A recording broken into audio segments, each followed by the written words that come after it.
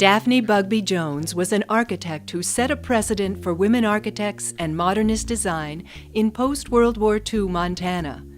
More than a product of her times, Bugbee Jones helped shape those times, coming of age when society, design, and women were breaking from tradition.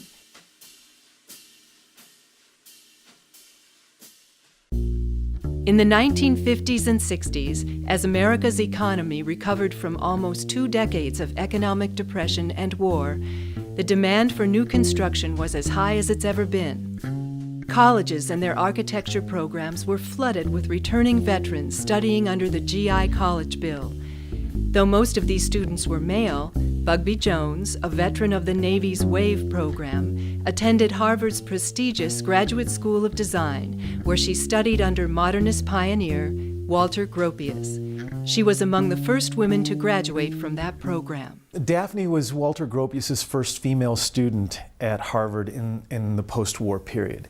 And of course, Walter Gropius, having been the director, the founder of the Bauhaus in Germany, came to America with this idea of coeducation, of equality between the genders, and he believed that women should be educated equally with men.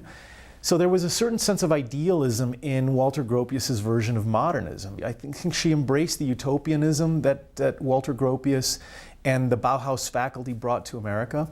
The sense that modernism, as manifested in architectural design, was not just about new and exciting forms and new and exciting materials and the employment of those things in this kind of new economy after the war. There was a sense of utopianism in that modernism, and that was really that good architectural design would in fact better life for everybody. The Bauhaus's mission to achieve a more egalitarian society through design was at odds with the Nazi government. But when the school closed, staff and students fled Germany and spread modernism worldwide.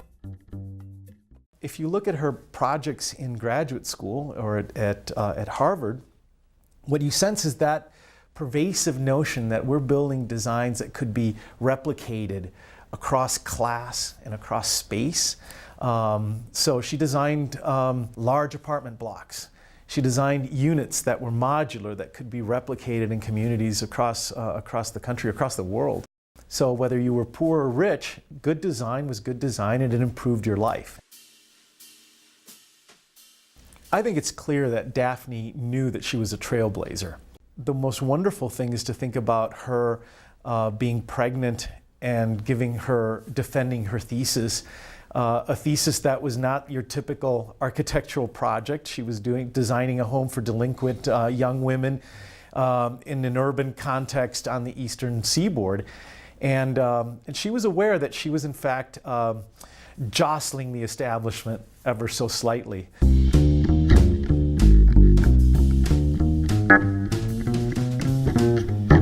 Coincidental to modernism's entry into the American mainstream, Bugbee Jones was discharged from the Navy. She described her feelings after the war as a quiet, inward-thinking time when she determined her pursuit of architecture was right and inevitable. Designing and sketching had been her lifelong pursuits, and growing up, Bugbee Jones's military family moved periodically. The architecture she saw in Europe and America had made its impression on her. It's clear that for Daphne, that architecture was more of a way of life than it was really a profession or a job even. In her diary, she left us some accounts of how architecture impacted her as a young kid. And she gave one wonderful vignette about pushing her doll in a carriage up the streets of San Francisco and up against the wind and looking at all these structures, none of which were providing the kind of shelter that she thought people should have. And that was just as a toddler even. She was aware that architecture made the surroundings.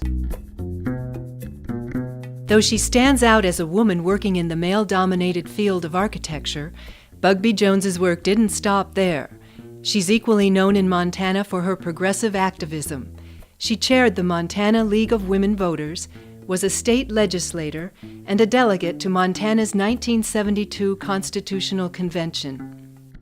almost her entire life was engaged in a civic process. She was an ardent believer in democracy and believed that the citizen needed to take a stance on issues, and she was an advocate for a number of great causes. So she was active in the women's movement and civil rights for women, civil rights for minorities. And I think where her civic engagement intersected architecture is really in the belief that people deserve to live in spaces, in buildings that gave them a sense of dignity.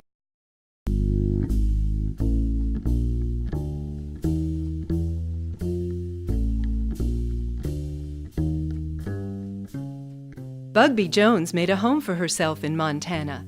She came to Missoula in 1958 with her husband, University of Montana environmental philosophy professor Henry Bugbee, and their children. Daphne's husband, Henry Bugbee, is considered today as one of the most important figures in environmental philosophy. And I think that she and he crafted a kind of a milieu, a setting in which people became aware of the philosophy behind land use, humans' engagement with the natural world as essential to our humanity. A constant conversation was happening about the importance of living close to nature, embracing wilderness, and a kind of porosity between the built space, the urban space, and wilderness. And I think they actually charted a new course for America in an age when it was really a case of white flight from the cities, the development of suburbia, a kind of a second wave, or maybe a third or fourth wave of taming of nature in order to provide human space. But they actually cultivated a sense that humans needed to live in harmony and in sync and in dialogue with the natural world.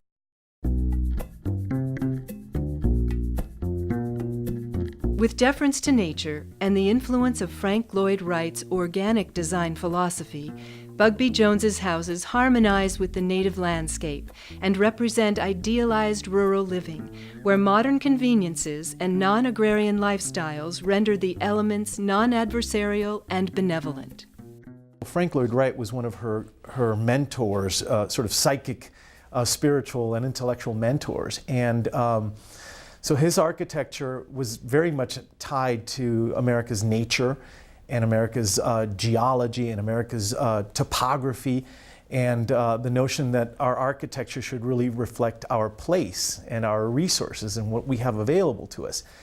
Those ideas were central to her sense of architecture. So imagine early 20th century ideas coming from the Wright camp, merging with her husband's philosophy and the development of environmental philosophy, really coincided with her development of her own architectural language.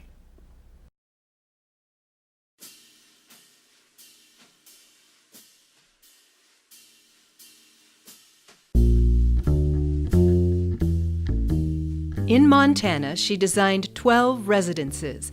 Of these commissions, 8 homes were built. Each of these is in Missoula, primarily in the Rattlesnake Creek area. By 1960, 4 of Bugbee Jones's designs were under construction. The home she designed for her family, the Braun House, the Hoffman House, and her demonstration house.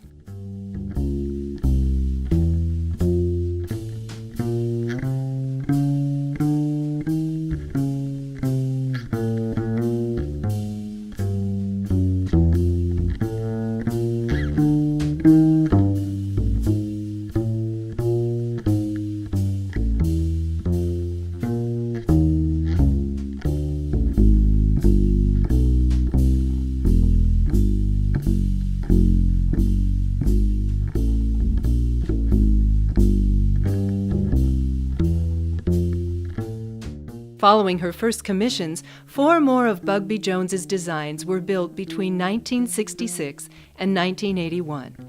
While they are some of her most forward-looking designs, their materials and forms take cues from Montana's rural vernacular architecture.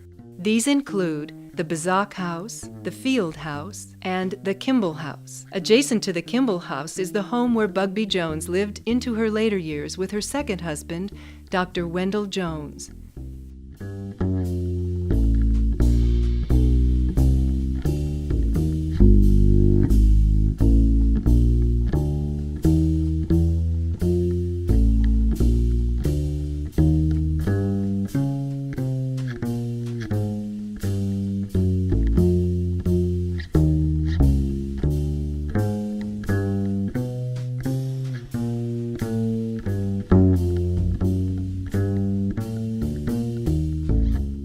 The Jones house might be her most introverted design, one she described as a quiet atmosphere where she could drink her coffee, read the paper, and consider architectural design schemes while Wendell played the piano.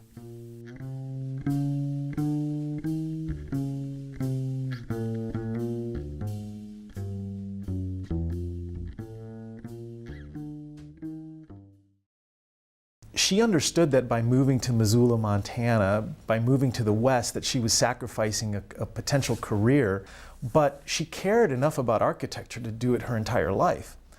And so it's interesting to me to think that when I began interviewing her in her late years, she was living in a retirement village, she was surrounded by friends, but she was still drawing, and she was still sketching, and she was still thinking through architectural questions and problems. And of course, at that stage in her life, she was thinking about what an old person needs in architecture. And so it's interesting to me that her architecture really was a reflection of her life and the process of living an active life. And so as she was aging, her architecture really reflected that.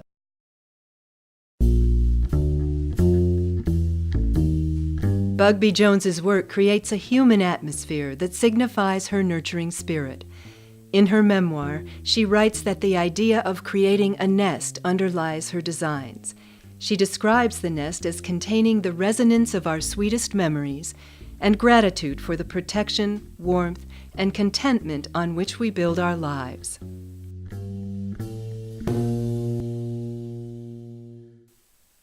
To learn more about Daphne Bugbee Jones, visit montanawomenshistory.org.